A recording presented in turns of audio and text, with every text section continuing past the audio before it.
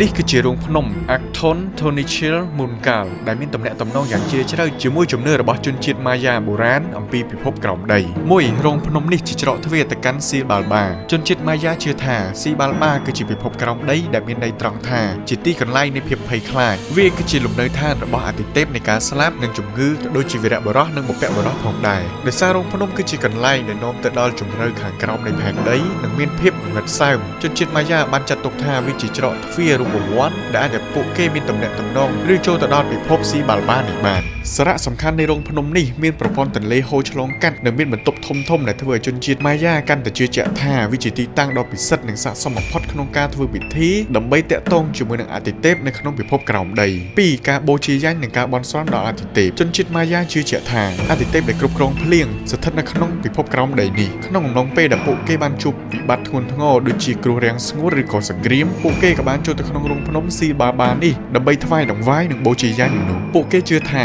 ការធ្វើពិធីកាន់តែជ្រៅទៅក្នុងរោងភ្នំការបន់ស្រន់របស់ពួកគេនឹងត្រូវបានលើកាន់តែមានប្រសិទ្ធភាពដោយអាទិទេពទាំងនោះ 3. គ្រីស្តាល់ម៉ៃដែនឬក៏នារីគ្រីស្តាល់ជាភស្តុតាងទេវកថាក្រុមឆ្អឹងគ្រីស្តាល់ម៉ៃដែនដែលគេរកឃើញនៅក្នុងបន្ទប់ជ្រៅបំផុតនៃរោងភ្នំត្រូវបានគេជឿជាក់ថាជាយញ្ញបូជាចុងក្រោយមួយដែលត្រូវបានធ្វើឡើងដើម្បីបន្ធូរបន្ថយអាទិទេពនៅចុងសម័យ Classic Maya ការដាក់ក្រុមឆ្អឹងនិងវត្ថុបុរាណផ្សេងៗនៅក្នុងជម្រៅងងឹតបំផុតនៃរោងភ្នំគឺជាការបញ្ជាក់អំពីជំនឿរបស់ពួកគេថាពួកគេកំពុងប្រគល់ដង្វាយដោយផ្ទាល់ដៃដល់ម្ចាស់នៃពិភពក្រោមដីដូច្នេះទេវកថានៃរោងភ្នំនេះមិនមែនគ្រាន់តែជារឿងព្រេងនិទានប៉ុណ្ណោះទេតែជាផែនទីណែនាំជាក់ស្ដែងសម្រាប់ការអនុវត្តសាសនារបស់ជនជាតិម៉ាយ៉ាដើម្បីរស់រានមានជីវិតនៅក្នុងសម័យកាលគ្រាដ៏លំបាកមួយតើអ្នកទាំងគ្នាយល់យ៉ាងណាដែរចំពោះរោងភ្នំដែលអាចកំបាំងមួយនេះកុំភ្លេចខមមិននៅខាងក្រោមវីដេអូនេះម្នាក់មួយផងណា Follow សម្រាប់វីដេអូក្រោយ